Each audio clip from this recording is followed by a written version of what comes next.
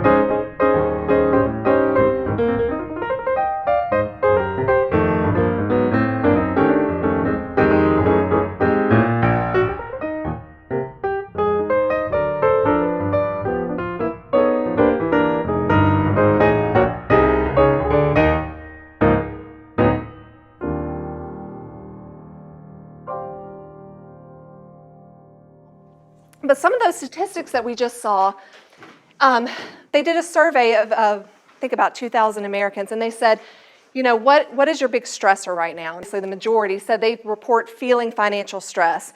And I don't know about you, but I can even feel that too. I mean, there's just, the prices are rising. You just kind of don't know what to expect from day to day. And so their biggest stressors were the cost of food, about half, and then the cost of housing and how that's been rising. 66% say that they feel like they're living paycheck to paycheck. 27% of adults have no savings at all, and 36% have more credit card debt than savings. And again, this is a judgment-free zone. If you're reading that going, that's me, listen, I get it. I've been there before too. So we talked about the CPI has risen about 22%. Wages and salaries have also kind of risen as well. But I don't know about you, but sometimes when I look at that number, I'm like, I don't really know if in our household that necessarily happened. So you may look at that too and go, I don't think that happened as well. So again, maybe the prices are rising a little bit higher than your wages and salaries. You know, some things that I found encouraging when I was struggling financially is obviously turning to the Word. And so remembering that everything belongs to God, even our money. So Psalm 24:1, the earth is the Lord's and everything in it, the world and all who live in it. And then Luke 12, this is the parable of the tenants, which I won't read the whole thing. Matthew 6:21, this one I love. Do not store up for yourselves treasures on earth, where moths and vermin destroy, and where thieves break in and steal. But store up for yourselves treasures in heaven, where moths and vermin do not destroy, and where thieves do not break in and steal. For where your treasure is, there your heart will be also. And I think that's just so good of the Lord to remind us that we're gonna have so many things coming at us, especially financially. It's like, what really matters? You know, what really matters in this life? And then my favorite one, this is one that I had posted up on my refrigerator at a hard time financially. This is from Matthew 6:26. Look at the birds of the air. They do not sow or reap or store away in barns, and yet your heavenly Father feeds them. Are you not much more valuable than they? Can any of you, by worrying, add a single hour to your life? And why do you worry about clothes? See how the flowers of the field grow. They do not labor or spin. Yet I tell you that not even Solomon in all his splendor was dressed like one of these. If that is how God clothes the grass of the field, which is here today and tomorrow is thrown in the fire, will he not much more clothe you, you of little faith? So do not worry, saying, what shall we eat, or what shall we drink, or what shall we wear? For the pagans run after all these things, and your heavenly Father knows that you need them. But seek first his kingdom and his righteousness, and all these things will be given to you as well. Therefore, do not worry about tomorrow, for tomorrow will worry about itself. Each day has enough trouble of its own. So again, if you're sitting here thinking, I am under a lot of stress right now, I hope that brings some kind of encouragement. I know it did for me. The Lord knows what we need. And so we're going to just talk about some ways that we can steward the resources that He's given to us right now. But at the end of the day, He's going to look out for us. And we just need to trust Him.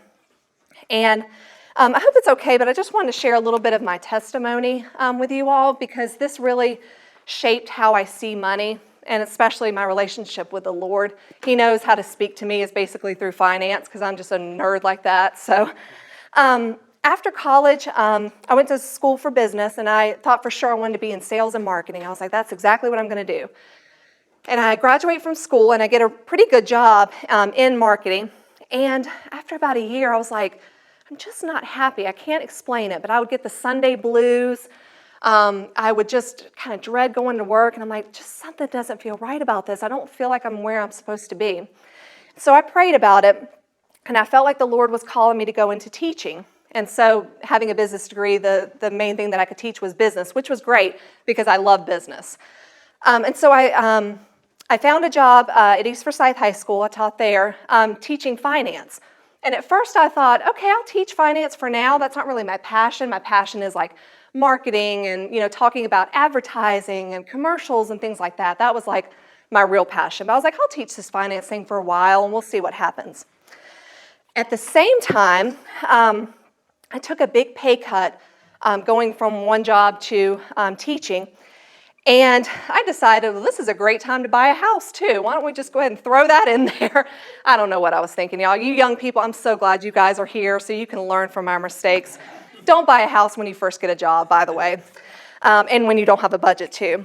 But I realized later that I bought a house I truly couldn't afford. It was almost half of my take-home income, which, when you're a teacher already, it's not a huge paycheck. You love what you do, but it's not a huge paycheck. And so I felt like that's kind of the snowball that started. And so from there on out, I couldn't afford life. Like I didn't have any savings, so I couldn't afford, if my car broke down, if I needed new tires, if our water heater went out, any of this. And so I was always asking my parents for help. And I felt like, have y'all ever played that whack-a-mole game where like the little thing pops up and you're like, okay, let me get that one. That's what I felt like, except I felt like it was punching me. I felt like I was constantly like, all right, what expense am I going to not be able to afford today, and ask my parents for. And through this, I got into debt too with the single credit card that I had because I was desperate. I was just trying to pay off all these things. And as you know, with credit card debt, that certainly snowballs. The interest rate, 20%, and mine, I think mine was higher than that. I mean, once you get into credit card debt, it is really hard to get out of. So I remember my absolute low was, and I was not budgeting, by the way.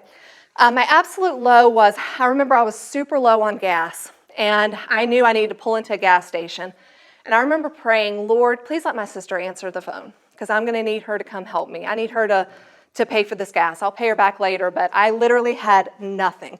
I hadn't gotten paid yet. The credit card was maxed out, and so she's a saint, by the way. If you don't know Marie Harrison in Kids Rock, she's an absolute saint. And she answered the phone, praise God, and filled up my gas tank, no questions asked, no judgment of, why don't you have any money? You're a 20-some-year-old. No judgment whatsoever, just helped me out. And I thought, from there on out, Lord, help me figure this out. Like, I cannot live my life like this. And so I felt drawn to looking into more of tracking my spending and learning to budget.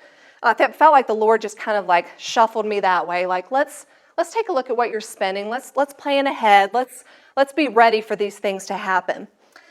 And so at the same time, when I was teaching high school, I felt like this incredibly unique opportunity where I'm struggling financially and I'm trying to get myself out of this. And I have the chance to be on the front lines with these students. I get to stand in between them and the credit card companies, the mortgage companies, the real estate agents who will tell them, you can afford this house, you've been approved for this. I get a chance to actually help them before they get out in the real world. And so I just took it and ran with it. And I'm so grateful that the Lord gave me that opportunity. So some of the things we would talk about in business class was just how to get a mortgage, how to figure out how much you can really afford. Guess what? The mortgage companies are going to tell you a much bigger number than what you can truly afford. But you don't know that until you've made a budget. So I did that and I loved it. I taught for 11 years. The only reason why I left was because we had our first son. And so I really, truly loved that. But at the same time, I was working, teaching during the day, waiting tables at night, and then working at like the Wake Forest basketball games or babysitting or whatever I could do to try and pay off this debt. And I'll explain later kind of how the Lord really redeemed me in that situation. But now it's become my passion. Like financial literacy is something that I wish I could just shout from the rooftops, especially to people in their 20s before they get out there and make these big purchases or possibly, get a credit card or things like that. I hope that, those of us who have been through it, who have made mistakes, can share those things with them. And I also, on the side, besides working here, I also write articles for Consumer Affairs. So I get to research different topics or different companies and kind of scrutinize things and look at something and say, okay, the company is saying that they charge this, but they're not telling you that they also charge this. Like, I love that. I love being an advocate for the consumer. So I hope that it's okay. With this presentation, I kind of took that approach. Like, I'm not going to tell you how to budget. Only you know how to do that. But I hope that I'm giving you enough resources and information to make that decision for yourself. So we'll talk about quite a few ways to budget. And by the way, if there is any questions that you have, please feel free to ask. So we're going to talk about ways to be more proactive with our budgeting versus reactive, which is how I was living, and it was very stressful. How to set financial goals. And so the definition of proactive I thought was really important to talk about. It is creating or controlling a situation by causing something to happen rather than responding to it after it's happened. And so I believe budgeting really is a proactive approach. We're not going to be able to help when our cars need new tires, but we can probably plan that it's probably going to happen at some point, right?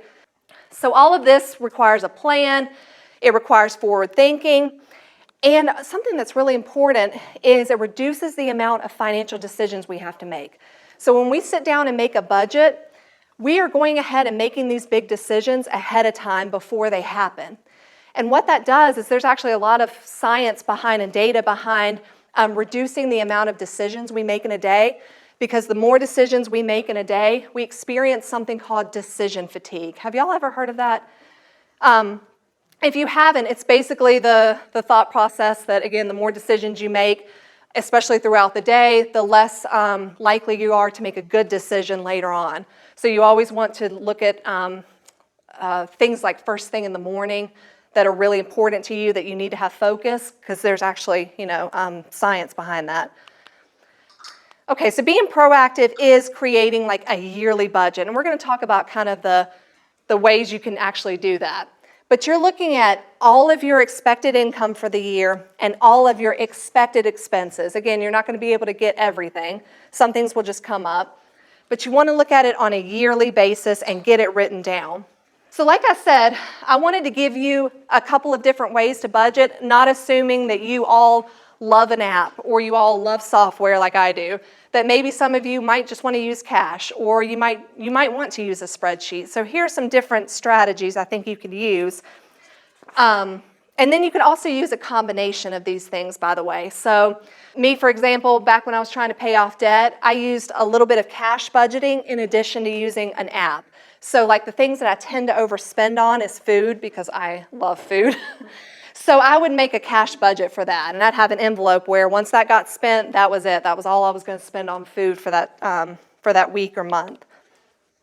So have y'all ever heard of cash budgeting before? Like where you literally take out cash each week or month, and you literally put it in little envelopes, and you say, this is my gas for the week, this is my food for the week, this is more like variable expenses.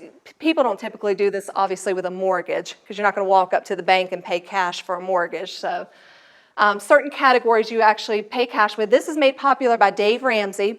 So if you really think, I think that would be like really good for me, I like the thought of a cash budget. Look into Dave Ramsey's, he has a book, he has a course called the Financial Peace Course. Some of the people that I think this would be good for is anybody looking to pay off debt, because again, it creates like these natural limits for things like I cannot go over because I don't have enough cash to go over. So anybody looking to pay off debt, and anybody who just doesn't want to like keep a record of things. Like, I don't want to write down every time I go to CVS or whatever. Listen, I just want to open up an envelope and just pay cash. I think that would be really good for those folks.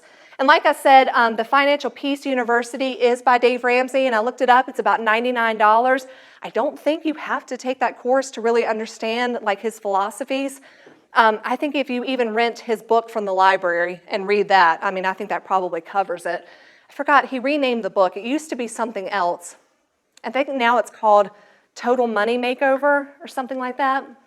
So anyways, like I said, I don't think you need to pay that much for the course. So just some quick like benefits and kind of drawbacks of cash budgeting to think about if you're thinking about doing this. The benefits are obviously that you've got like limits to your spending, that it gives you a good visual of how much you have left to spend. And these days, you may receive a discount on cash transactions. So restaurants are now wanting to avoid the credit card fees, so they're giving a discount. Grocery stores, we need to get them in line with that, because then I would probably start using a cash budget then. But some of the drawbacks are, obviously, it's not very convenient to walk into a gas station and have to pay cash, and obviously cash can get lost or stolen, and you're less inclined to know where your spending is. Okay, so the next thing we can talk about is tracking something on a spreadsheet, tracking your budget on the spreadsheet. And by the way, you don't have to make this spreadsheet. There are lots of templates out there. You can buy templates. There's free ones. Like if you're like me that's just not very good with Excel, there's lots of resources out there. Maybe that Amber Alert, I think that was earlier. So yeah, it's free. If you're looking for a very low-cost way to budget, this may be a great way to do it.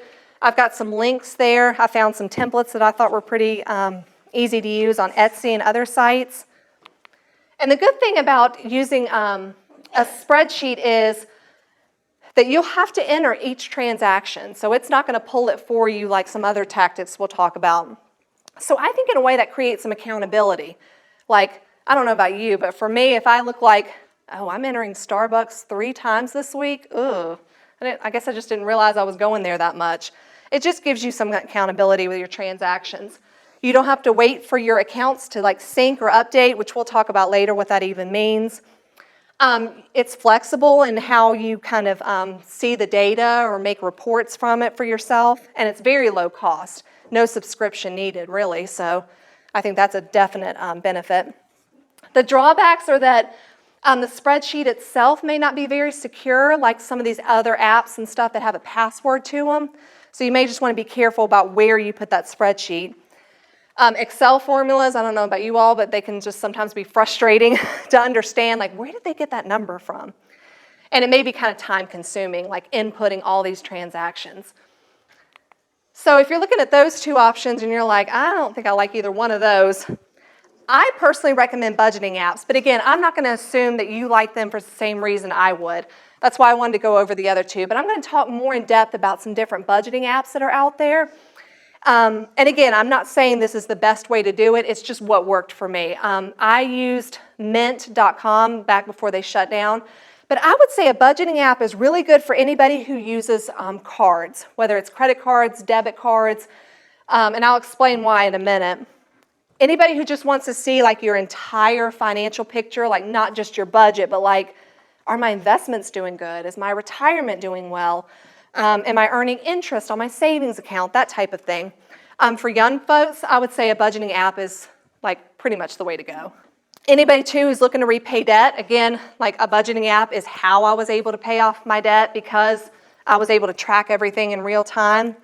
And then we're going to talk about some options, but the ones I was looking at, they range from anywhere from free to about $120 a year. So it's up to you, whatever you want to spend or don't want to spend, I would say that there's an app out there for it. So you just have to do a little digging on it. But what I like about a budgeting app is it's a very hands-off approach. But the software pulls in your transactions for you. And it knows that when I go to Starbucks, that goes under my dining and drinks budget. And when I go to Trader Joe's, it's taking it out of my groceries budget. So it's like very smart in that way, and it makes it easy to use. You see how each transaction kind affects your net worth. You can access your budget anywhere. So there have been times, especially like the last few days of the month, where I'm pulling up my app like, I only got $20 to spend left on groceries. You know, do we really need all these things just yet? I'll probably wait till next month to get some things. And what I really like about it too is it sends you alerts for certain things. So this is where it was really helpful. There was one time I was sitting on my couch and all of a sudden I get a spending alert that was like, you've gone over on your shopping budget. And I think it was like the beginning of the month and I was like, oh no, I have not. Like I know I haven't. And I look and it was like $500 Wayfair. And I was like, oh, I didn't order anything from Wayfair. And it was like immediately figured out somebody had hacked into my Wayfair account. I didn't realize that, but this was a big mistake. I won't do this again, but I had my card saved in there. So they bought something and we're going to have them try and have it shipped to a different address. And thankfully I caught it like within 5 minutes. Like I was on the phone with them, they canceled the order, got my money back. It was like no stress. So I really like that. It can kind of alert you if there's some fraud going on. The thing I don't like sometimes about budgeting apps is like your accounts may not sync properly. Like there'll be a few days where you're like, where's that Trader Joe's transaction? I know that was on there. And it just didn't sync. It just didn't bring it into the app in a timely manner. So that part's a little frustrating. The cost may be a little bit of a drawback. And of course, with anything technology-wise, you may have security issues. I personally have never had a problem in the 15 plus years that I've used a budgeting app. But that's not to say, you know, do your research before you look into budgeting apps. When I did this 15 years ago, I mean, Mint was really one of the only few apps out there for budgeting. Now, you Google budgeting apps and you'll have like hundreds of results come up. So my suggestion to you as an advocate for you is before you use an app, just make sure you kind of Google the company's name. Kind of get a feel for what they do and then see if there's any kind of security issues that have come up in the past, few months. Companies that I personally trust with like my financial data are companies like Quicken, because they do like tax software. Rocket, which I'm going to talk about in a minute, because they deal a lot with mortgages. So again, I'm not saying that's the be all to end all, but I'm just looking at the company name and going, is that a big name company? Are they probably protecting my data or doing everything they can to protect it? So the first one I'm going to start with, I'm going to give you 5 different options to just look at and see what you think about. The one that we currently use is Rocket Money. And I like it because it's pretty low cost. We get the free version because our mortgage is with Rocket. So I credit my husband John for finding that out. But there is a free version of it that can do pretty much anything you need it to do. Honestly, y'all, half the time the free version is just fine for a lot of these budgeting apps. So don't feel like you have to spend a lot of money on it. And let me show you some of the screens that it has. It'll show you from month to month, how much you've spent of your budget in different categories. It'll show you kind of some bills that you'll have coming up in the next week or so, like your power bill or your credit card bill, whatever that may be. And then it also shows you, obviously, your monthly breakdown of your budget, how much you've spent in each category. This is, by the way, what it looks like on the mobile app. Sometimes I like to use it on the computer, which it gives you kind of more expanded information. So yeah, it just shows you each transaction. And then the deal with a budgeting app is you're just going to go through each transaction and just make sure that it categorizes it right. It says here that this Pokemon company is under the shopping budget. And you may be like, no, that was a gift to my son, so I'm going to recategorize it as a gift. You can do whatever you want with it, just as long as you know where these things are going to fall in your budget. And then what I also like about it is it shows you all of your account balances right then and there. So if you have multiple bank accounts, like between you and your spouse, everything's right there so you get a quick snapshot of those balances. And then it shows you net worth. And so something I really want you to think about as you're trying to find a budgeting app is trying to find one that shows you your net worth. So your net worth is all of the things you own, like your checking account, your cash, your home, your car, things like that, and it subtracts out your debt, and that's your net worth. And you may think, well, I'm not like a financial advisor. I'm not out here just trying to make millions in the stock market or anything like that. But that, I think, is important because for me, especially when I was trying to pay off debt, it was really important to me to keep keep motivated, stay working hard, and to see that number start to creep up, because it does. When you make your debt balances go down, that number goes up over time. So I just found it a little bit motivating to be able to do that. And most of these that I found do show you net worth. Okay, so that's Rocket. The next one is You Need a Budget, and this one is really popular. So anytime, any mom's group I'm in, this question always gets asked: what budgeting software do y'all use? You need a budget, you need a budget. They call it YNAB for short. It's really popular, but it's also a little bit pricey, so just keep that in mind. It's about $109 a year. You do get a free trial. I think this one would be really good for those who are trying to pay off debt, whether it's student loans or credit cards, because of the mindset it makes you have. Like I said, I don't use this one, so I don't really know exactly how it works. All I know is that if you get paid, let's say, it asks you to assign that paycheck to different categories right then and there. Like, you got an extra $100 in your bank account, where's it going? Like, it can't just sit there, it's got to have a job. Are you putting it towards your student loan? Are you putting it towards groceries? So that's why I think it could be really effective for paying off debt. And I believe you get a free student account. So those of you that are going to be college students, I think they give you a year free. Okay, so that's You Need a Budget. The other one I really liked that I thought would be pretty easy to use is Simplify. And again, it's a big name company, Quicken. For me, I trust them with my data, but that's up to you. It was $5.99 a month. And I did find a sale that made it $2.99 a month, so still not really bad to pay for budgeting software. But the screens kind of look like this. Again, they all pretty much do very similar things, except for You Need a Budget. But it shows you like your transactions, it shows you your bank account balances. And then the one you were talking about, Empower, and we have that one as well. I don't use it as much. My husband likes that one better than Rocket. It was one of those, again, where you see the big name and you're like, okay, for me personally, I would trust them with my data, but this one is totally free. But it is a very simplified screen, which some people may really like. I mean, it's just the nuts and bolts of there's your budget, there's your account balances, there's your retirement balances, and that's about it. So I think some people would really like that simplified screen. Okay, and then the last one is Every Dollar, which Karina was talking about. There's a free version, and then again, there's a paid version. It's very much with his philosophies, where like you'll notice that the very first category there in the budget is giving. And again, you'll have to read his book to kind of understand why he makes it that way. But giving is the first thing in the budget, and the next is saving up for an emergency fund. His big thing is having like $1,000, in an emergency fund, ready to go if something happens. So I think it kind of fits with that. Okay, so we talked about the different budgeting apps that are out there, different ways to budget. So how exactly do you create a budget? And there's different methods out there, but this is kind of, studies show this is one that typically works, is starting with your motivation. So starting with your goals. This could be, and we'll talk about some financial goals in a minute, but you want to think about what are your short-term goals and what are your long-term goals. And I heard this quote the other day on a podcast, and I think it explains why this is motivating. When you know your why, you can endure any how.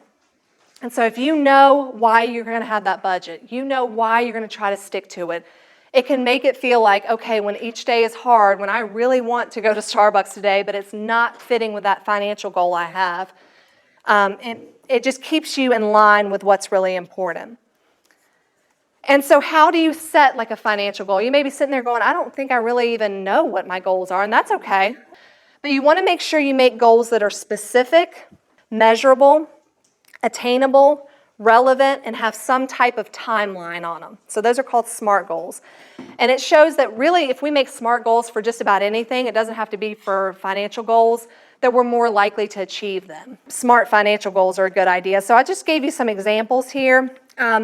If you have credit card debt that you want to pay off, I really suggest that be one of your financial goals. Because again, debt is just like something that just hangs on your shoulders. I mean, it's like a heavy weight, and you want to try and get that paid off as soon as possible. So if you have a certain amount of debt, you want to look at what is it going to take for me to pay that off in whatever time frame you think? Obviously, the sooner the better, but for some people it may be like, listen, I'm just in a hard season of life. It's going to take me 3 years, 4 years, whatever that may be. So make sure you actually look and calculate what payment. There's plenty of calculators out there that will do like a debt repayment calculation for you. It could be like some type of vacation you want to go on. So how much would you need to save to accomplish that? And for a lot of us too, it should be like some type of retirement goal as well. I was listening to the podcast the other day that was talking about how much we would need to have saved for retirement if things keep going the way they are with prices rising and inflation and things like that. And it's a lot, y'all. And for my age group, I'm not so sure we can count on Social Security. I have no idea. I know that's like a hot button topic, but in my mind, I'm like, I don't even know if we're going to get that. So let's just plan on saving what we can now. For those of you that are young, like even like saving for a down payment on a house, taking that and breaking it up into smaller chunks over a certain period of time. Okay, so once you have your why, I would also suggest like maybe posting it on your refrigerator, like having it somewhere where you can see it every day and know like, this is why I'm getting up and going to work today. Like this is why I am not going on that vacation that I really want to go on, but I have got to get this debt paid off. I really do suggest posting that goal somewhere. Okay, so then what you're going to do is looking at what you currently spend and making a budget from that.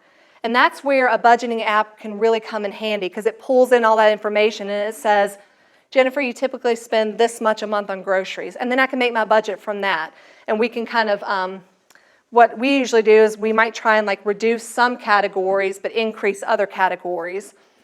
So how much do you currently spend and kind of where can you make some cuts?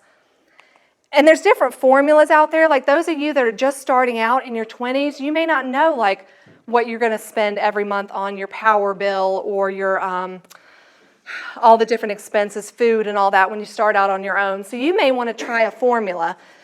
There's one that's like where you spend 50% on your needs, 20% on savings, and 30% on things you want.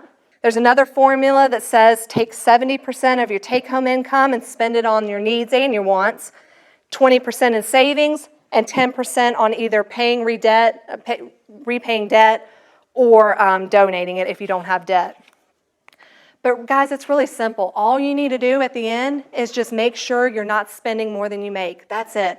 And that should even out by the end of the year. Because obviously, of course, you're going to have some months where you spend more and other months where spending isn't as high. Okay, so once you know what you've spent in the past, then you can create your monthly budget. This is based on like taking your yearly spending and just splitting it up by months. So dividing it by 12 basically. And again, the software will do that for you and you can just kind of tweak the numbers from there. You'll see at the bottom where it says projected savings at the very bottom there. That's basically what you think you're going to earn minus all of your expenses. What do we have left over? And that person has a very hefty savings. That would be awesome, wouldn't it? So different categories you can put in there. Again, this is kind of Dave Ramsey's philosophy, and I think it's a really good one, and I'll explain why. But starting with giving or charitable contributions, and I hope you don't mind, but I'm going to kind of share my testimony on this one too. Even though I work for the church, for many years I was not tithing at all, and that's not anything bad if you're not. But for me, I was so worried about every little dime that I got to pay off debt and stuff. I was like, I'm too stressed. Like, I can't be giving it away. The minute I make money from my job or my part-time job, like, I can't be giving it away. And so I felt like a little pit bull, like with my little money, like, don't touch it, don't touch it. And I was not charitable at all for anything. And I felt the Lord like calling me more and more, like, you need to trust me with this. And I'm like, okay, Lord, I'll trust you the minute you help me pay off these credit cards or whatever. And I came to church one Sunday, and I think it was around Lent time, because Pastor Beatty had said, just pray about something that you could give up this season that you feel like would draw you closer to the Lord, that you would grow to trust Him more through giving that up. And it was like immediate. Like it was like a light bulb in my mind. I had found out that I was going to receive like a tax refund that was bigger than normal because it was like I think this was like 2008 or so when there was all those stimulus things and extra things that were happening. So I was like, yay, like when I get this check, I'm going to pay off all my debt. Like everything is going to be great. Like I can't wait to get this check. And then it just hit me like the Lord was telling me I am trusting myself with this situation to pay off everything and that I needed to trust Him. And so long story short, I just felt very strongly that I needed to give a large portion of that to the church. And I did it, and I'm not going to lie, I wrestled with God on it. I was like, why are you letting me get this and then have to turn around and give it back? But I trust you, and it's over and done with. And then, long story short, again, a few months later, I had some other things come together that made it so I could still pay off my debt in like the same amount of time. And it just made me smile. It made me realize that like the Lord knew that was going to happen. And I don't think He would have punished me. I don't think He would have said, well, now that you didn't give to an organization, you're not going to get this. I don't think He works like that. But I do feel like that drew me closer to Him through that. Because I learned like He's in control of my money, not me. I can do everything I can and I can work hard. But at the end of the day, He's in control. So, that whatever that looks like for you, even if it's just like $10 to Salem pregnancy or just whatever, it really is good to have it planned out in your budget for whatever you think you're going to do. And I don't know, I feel like when I have it in my budget too, so for us, we have it in two different categories. Like we have like our tithes, and then we have just like a little small category called like charitable contributions.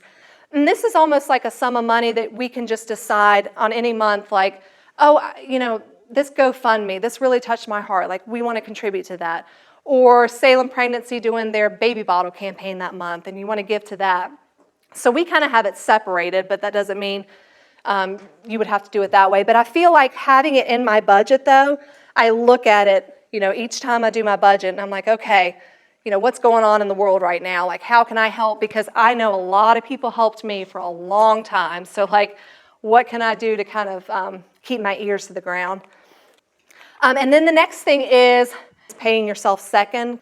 So those of you that are young, basically the rule of thumb is you need like 3 to 6 months of living expenses saved, like in case you lose your job or something can happen. I know that's really hard to do. That's really hard to do. I get it.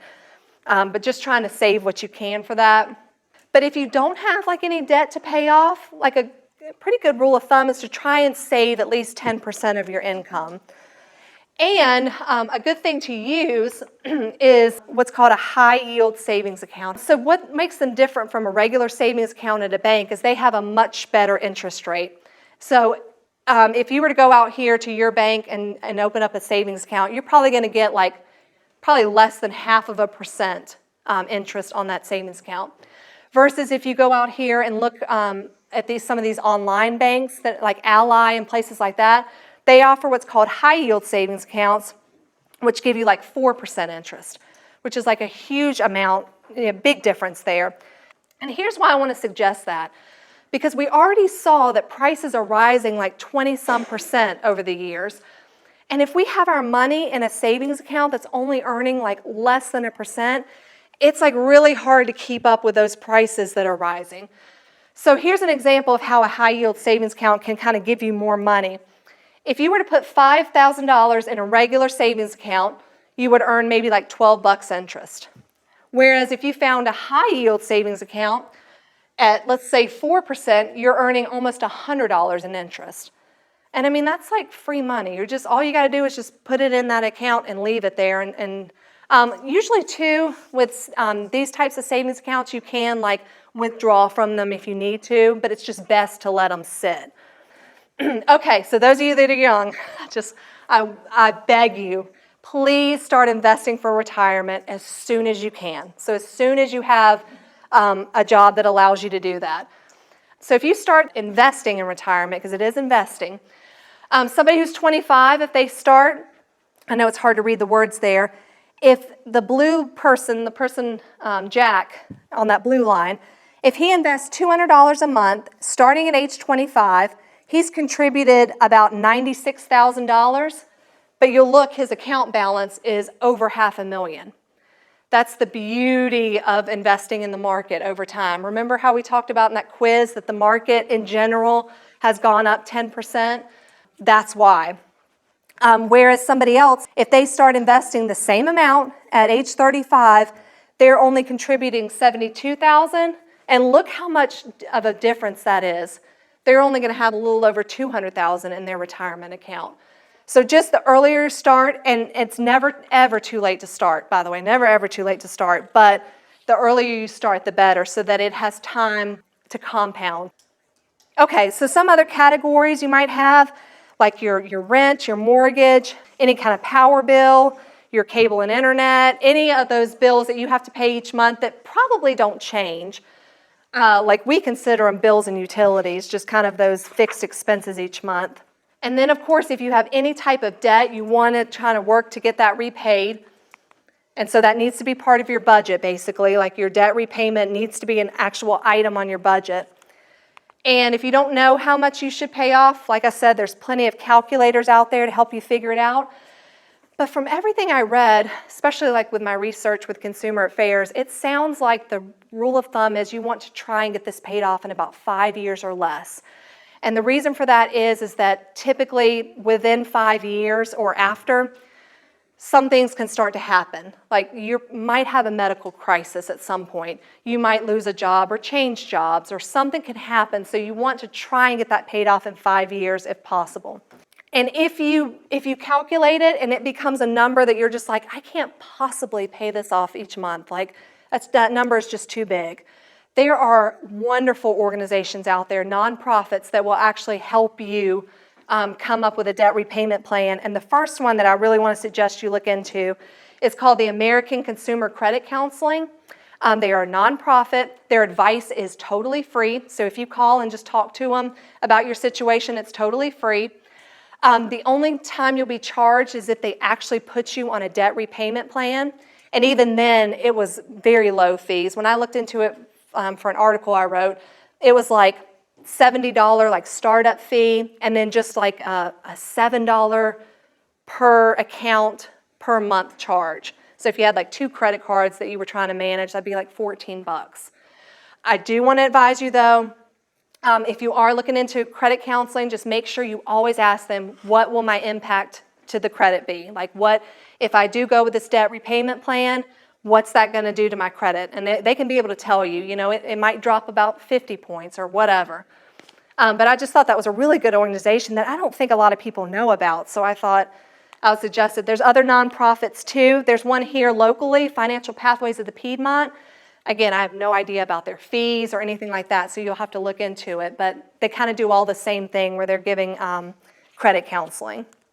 And then just all other categories, like your groceries, you're going out to eat. All of these things are fine. Like you should never feel guilty. I don't feel guilty when I get my Starbucks, twice a week. I don't feel the least bit guilty because it's in my budget. It's there. And you know what? When I'm getting my Starbucks, I'm also not doing like, we used to do Dario a lot, like once a week, and it was so good. I love Dario, y'all. But I just realized, like, we got to cut that out because that was like $35, for a family of 4, like every single week. And I was like, what would I rather have? A burger or 2 like lattes? Yeah, so the coffee one on that one. So again, just when you have it in your budget, you shouldn't have to feel guilty about it. It's there, it's planned for. You might have like a line item for like anything dealing with your car, like your car payment, the taxes you have to pay each year on it, gifts, shopping. And for us, shopping is just like a big bucket that we just throw anything in there that doesn't fit somewhere else. So when our boys need new shoes, or like the other week we had to pay for like basketball pictures and stuff, I just throw it in the shopping category just to make things easy. Services that you have to have on your home, like your HVAC service or carpet cleaning, whatever you typically do each year. Haircuts, every little thing that you can think of that you typically spend on each year, just make it part of your budget and make it so it's planned for. Okay, so you've got all your expenses, you've kind of planned everything out as best as you can. Now, this seems like silly, but like actually have a set time each week that you're going to look at your budget. So whether that's on your phone or your computer, whatever works best for you, try and do it like as early in the day as you can. Because if you look at it at night, It might stress you out before you go to bed, like, oh, look, I'm already over budget on this. So you might want to do it earlier in the day as you can. I'd say at a minimum each week, but for me, it's so easy to pull it up on my phone. I literally do it every day, but you don't have to do that. I would say at a minimum, though, once a week. So rework it and make sure everyone in the household kind of knows where you're at. Okay, so we talked a lot about, reducing our decision fatigue. If you can, try and automate as much as you can. So whether that's like a draft that comes out of your account for certain things like savings or paying off your credit card or whatever that may be, just basically reduce the amount of decisions you have to make. If you're looking to save some money, there's like different strategies that are out there I was looking into. One of them is called like no spend days.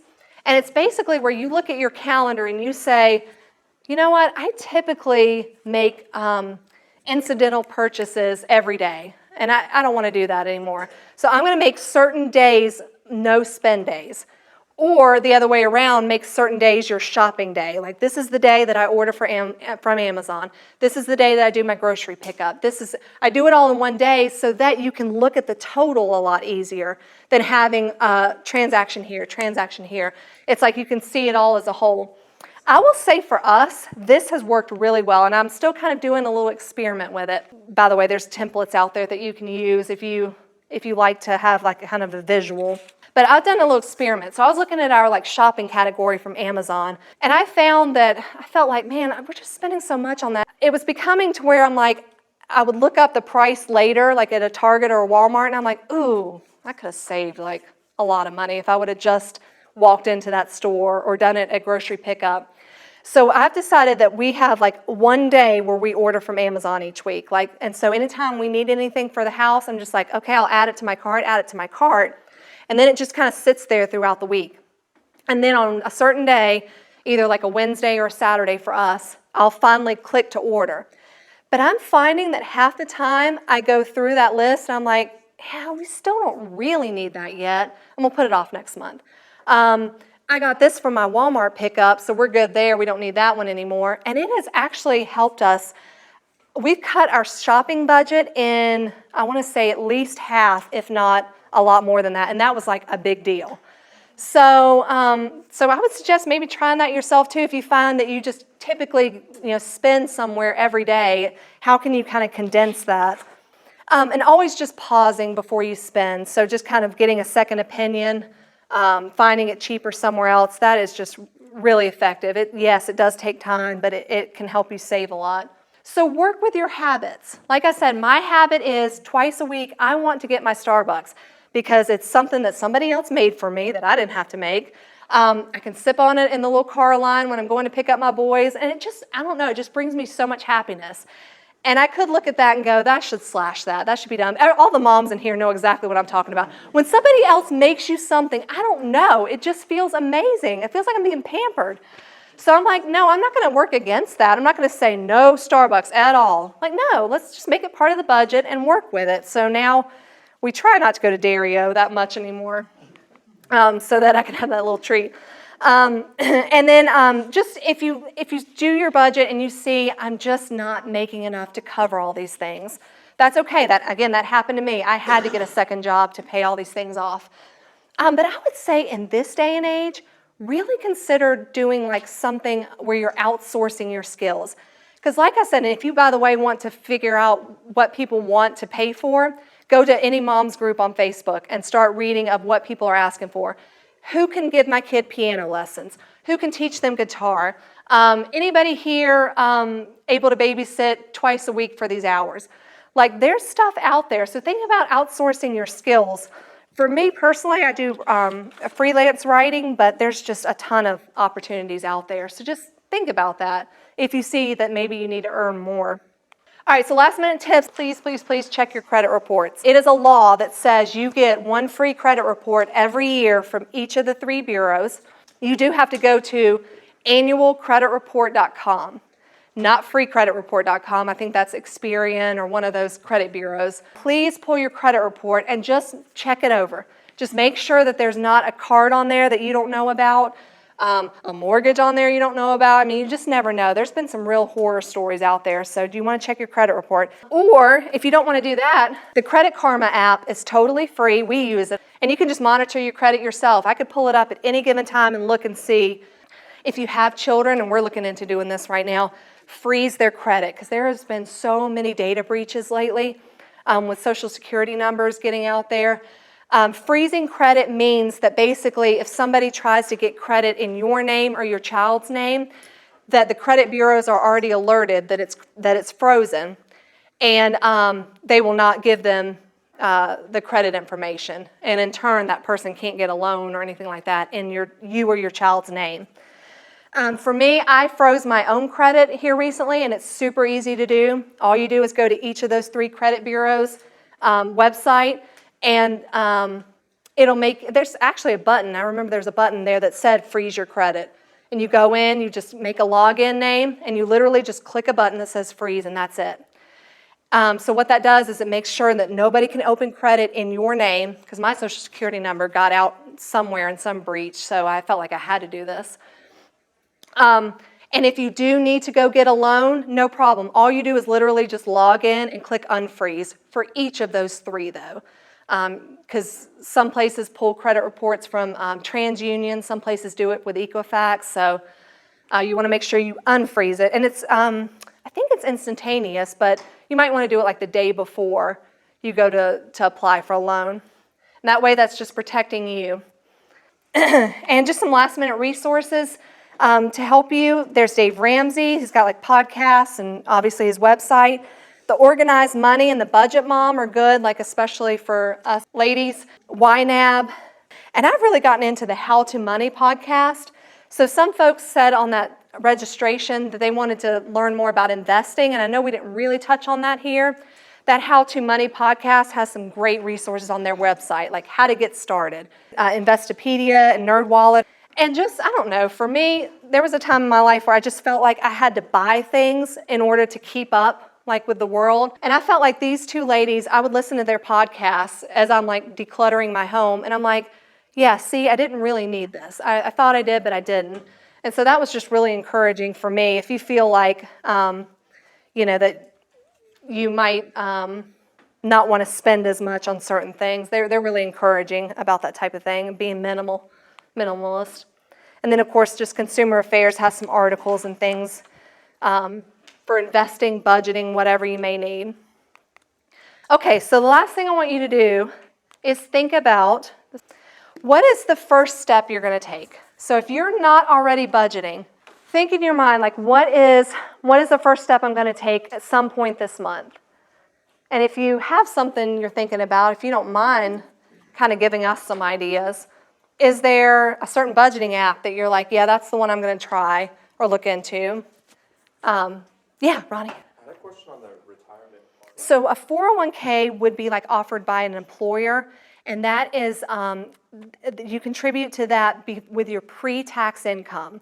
And so a lot of employers too will like also match with a 401k, like they'll match 3% or whatever. So it's basically like free money.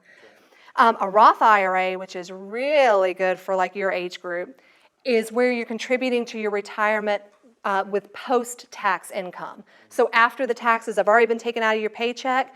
And the reason why so many financial advisors really like talk this up is because tax rates typically go up over time. So you'd rather pay taxes now versus later in retirement. I think that's kind of the gist. Did I cover the bases, y'all that understand that stuff? Okay, yeah. So if your employer doesn't currently offer a 401k, you really may want to look into a Roth IRA. And a lot of these, everybody just about offers them. You want to look for low fee ones. So that How to Money website, look at that. They do a great job of giving you just the bare basics, where to start to find somebody who's low fee.